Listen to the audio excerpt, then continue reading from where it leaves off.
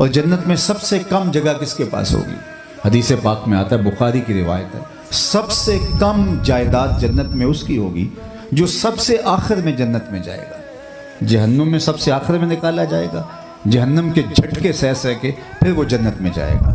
اور حدیث پاک میں آتا ہے جب جہنم سے نکالا جائے گا تو اللہ تعالیٰ اسے فرمائے گا کہ بتا تجھے کیا چاہیے، تو وہ کہے گا مالک مجھے یہ چاہیے۔ اس کی جو آرزویں ہوں گی وہ عرض کرے گا، اللہ فرمائے گا جو تو نے تمنائیں کی جا تجھے عطا کیا، اب جنت میں چلا جا۔ اس کے لیے تو یہ بھی غنیمت ہوگا کہ مجھے جہنم سے نکال لیا گیا۔ اب سایہ دیوار جنت میں جگہ مل جائے تو غنیمت ہے، اور اس کو جنت میں جانے کا کہا جائے گا۔ اور جنت میں اس کو 2 مرلے کا ایک جھونپڑا مل جائے تو غنیمت ہے، جہاں ایک ڈنڈا رکھنے کی قیمت دنیا و ما فیہا سے بہتر ہے، تو اسے کہا جائے گا جنت میں چلا جا، اور جنت میں تیرے لیے دنیا سے 10 گنا جگہ ہے۔ تو اسے حیرت کا جھٹکا لگے گا۔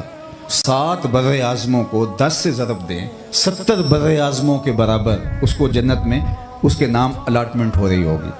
تو اس کو حیرت کا جھٹکا لگے گا، اور وہ کیا کہے گا، میرے رب تو رب ہو کے مجھ سے مذاق کر رہا ہے؟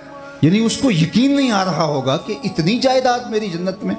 حضور اتنا مسکرائے یہ بیان کرتے ہوئے کہ صحابہ نے حضور کی داڑھیں دیکھ لی، کہ اسے حیرت ہو رہی ہوگی کہ میں تو 2 انچ کے لیے دیوار رکھتے ہوئے ہمسائے کے 2 انچ دبا کے جہنم خریدی، اور میرے لیے اتنی جگہ ہے جنت میں جو سب سے آخر میں جا رہا ہے۔ تو وہ کہے گا اتسخر وانت المالک، میرے رب تو بادشاہ ہو کے مجھ سے مذاق کر رہا ہے؟ اللہ فرمائے گا یہ مذاق نہیں، یہ حقیقت ہے۔